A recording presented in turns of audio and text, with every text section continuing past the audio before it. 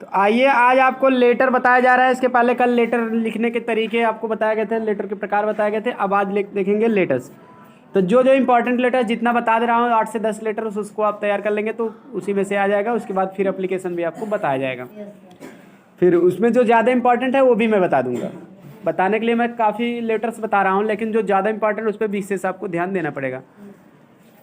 तो चलिए देख लेते हैं। Write letter to your friend, पहला कह रहा है कि models of personal letters. Personal letter के बारे में बताया, मतलब जो व्यक्तिगत पत्र हैं, निजी पत्र हैं, मतलब अपने सगे संबंधियों को लिखे जाते हैं उनको पर्सनल लेटर्स कहते हैं। तो पर्सनल लेटर्स के मॉडल्स वाले नमूने होते हैं कुछ, मतलब किस तरह के इसमें लेटर आते हैं, प्रश्न उत्तर दोनों देखिए। आपको बताया गया कि write letter to your friend, अपने दोस्त को एक पत्र लिखो, कंग्रेचुलेटिंग हिम, उसे बधाई दो, on his success in the 10th board examination, उसे 10 के बोर्ड परीक्षा में सफलता पर उससे क्या करो, बधाई दो। ठीक ना। कुल मिला के पहले प्रश्न का मतलब समझा करो कि क्या लेटर पूछ रहा, किस बारे में हमको लिखना है।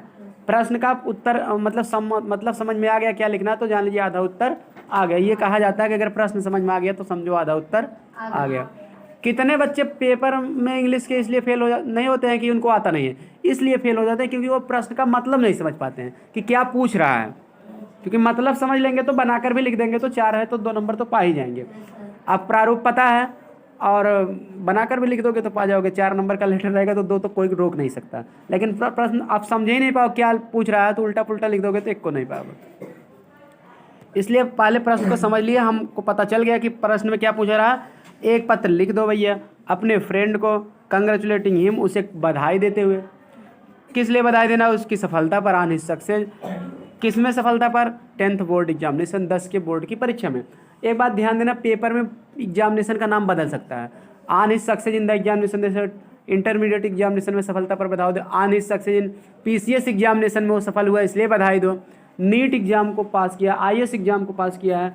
एक होता है टैलेंट सर्च एग्जामिनेशन टेस्ट, राष्ट्रीय प्रतिभा खोज परीक्षा जो होती है बच्चों की, उसमें वो सफल हुआ है, उसमें उसको बधाई दो। यानी पेपर अगर परीक्षा का नाम बदल दिया तो आपको भी परीक्षा का नाम 10th की जगह वही लिख देना है, बाकी कोई टेंशन लेना नहीं है। बात समझ में आ गया। इस तरह से आपको लिखना। चलिए देख लेते हैं। 10 में हो आप तो 10 का ज़्यादा, 10 के नाम से पूछेंगे इसलिए जैसे दिया उसको याद करो, बाकी आप बदल सकते हैं। अब देखिए सबसे पहले आपको क्या करना है लेटर में, सबसे पहले ऊपर आपको पता लिख देना है। क्या लिख देना है, पता। आप चाहे इस तरह से शहर में रह रहे तो इस तरह से B4 जैसे है ना, B के डैश करके 4 है तो उस तरह से F21 है 4, R डैश करके 7, कुछ भी डाल दो कोई दिक्कत नहीं है। उसके बाद गली नंबर भी अब ऐसे आप लिख करके लिख दोगे, चाहे जो गली नंबर डाल दो 132 34, ठीक है, जो जैसे इसमें डाला है। फिर हाउसिंग बोर्ड कॉलोनी, आप जिस कॉलोनी में रह रहे हो उस कॉलोनी का नाम बता दो, ठीक है ना।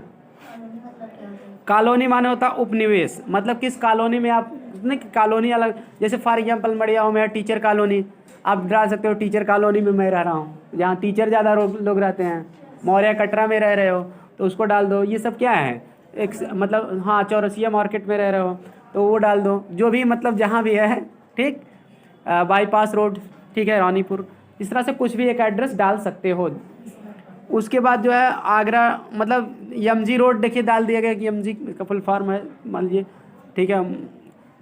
महात्मा गांधी रोड है, जैसे मान लीजिए कोई है या कोई भी है, किराकत रोड है, मड़िया भदोही रोड है, जौनपुर रोड है, जो भी आप डाल सकते हो। उसके बाद फिर ज़िले का नाम लिख दोगे, जैसे यहाँ आगरा है तो आप अपने ज़िले का नाम जौनपुर डाल सकते हो। फिर उसके बाद दिनांक डाल सकते हो। तो एक ये पता तरीका है, ये शहर के हिसाब से पता डालने का।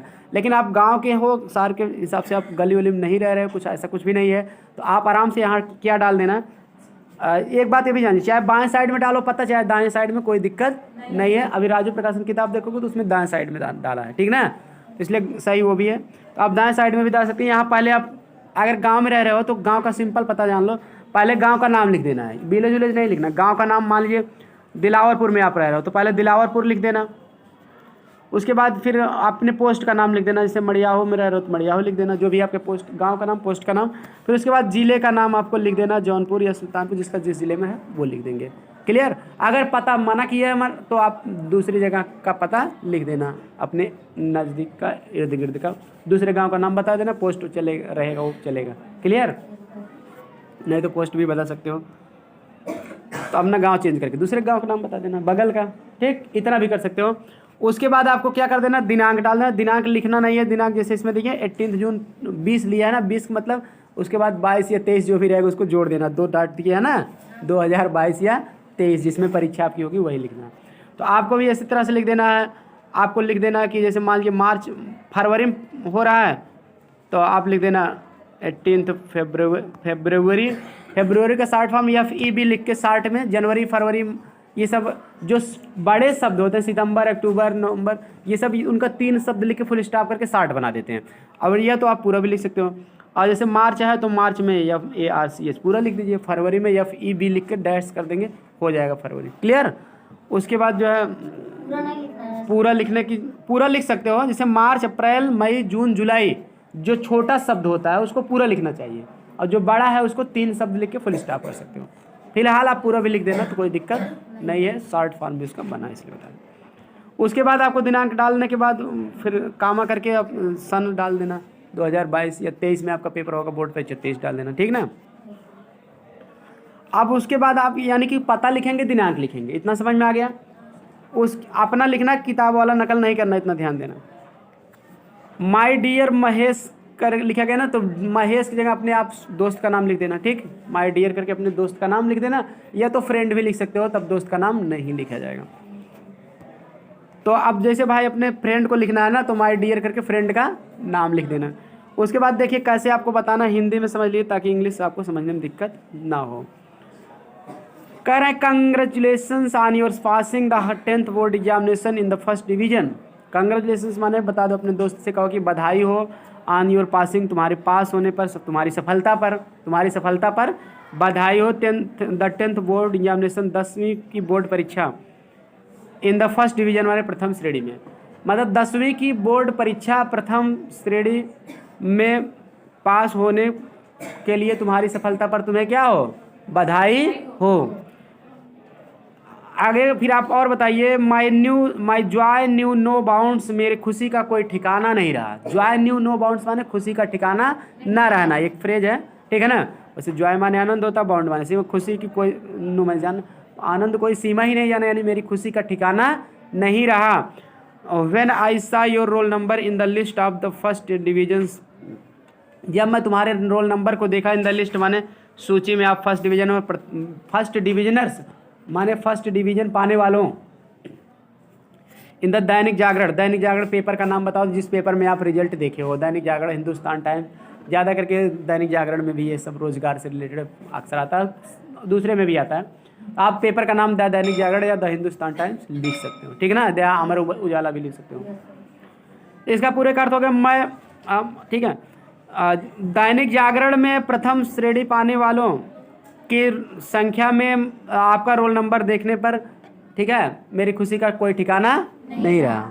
मतलब जब मैं दैनिक जागरण में प्रथम श्रेणी प्राप्त करने वालों की सूची में आपका रोल नंबर देखा तो मेरी खुशी का कोई ठिकाना नहीं रहा। तो उसमें देखिए रोल नंबर दे देते, कौन कौन सा रोल नंबर वाले फर्स्ट आए हैं, कौन सा सेकंड आया, इस तरह से पेपर में दे दिया जाता है हाई स्कूल में, ठीक ना। भाई नेट से भी निकलवा सकते हो, लेकिन वो पेपर में देता था ऐसे देता, ठीक। You have been a brilliant student of your class, तुम अपनी क्लास के एक ब्रिलियंट माने बुद्धिमान, एक बुद्धिमान विद्यार्थी रहे हो। ब्रिलियंट मतलब बहुत तेज बुद्धि वाला, ठीक है ना, प्रखर बुद्धि के विद्यार्थी रहे हो। अपनी क्लास में तुम तेज बुद्धि के विद्यार्थी रहे हो, मतलब बुद्धिमान विद्यार्थी रहे हो। मोर ओवर माने इसके अतिरिक्त, मोर ओवर माने इसके अतिरिक्त। You worked hard the whole year, इसके अलावा तुम पूरे साल कठिन परिश्रम भी किए। अपनी क्लास के बुद्धिमान विद्यार्थी रहे हो और इसके अतिरिक्त तुम पूरे साल कठिन परिश्रम भी किए। हाँ, so you deserved A first division, इसीलिए तुम प्रथम श्रेणी के, डिजर्व माने योग्य होना, इसलिए तुम प्रथम श्रेणी के योग्य हुए, ठीक ना। Now what are your future plans, अब तुम्हारे भविष्य की क्या योजनाएं हैं। उससे अभी पूछ लिया कि आप आगे क्या करना चाहते हो, क्या योजनाएं हैं।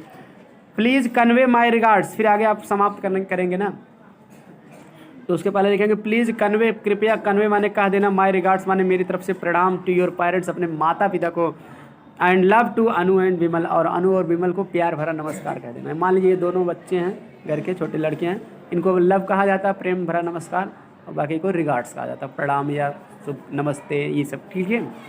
तो please convey my regards to your parents, कृपया माता पिता से मेरे तरफ से प्रणाम बोल देना।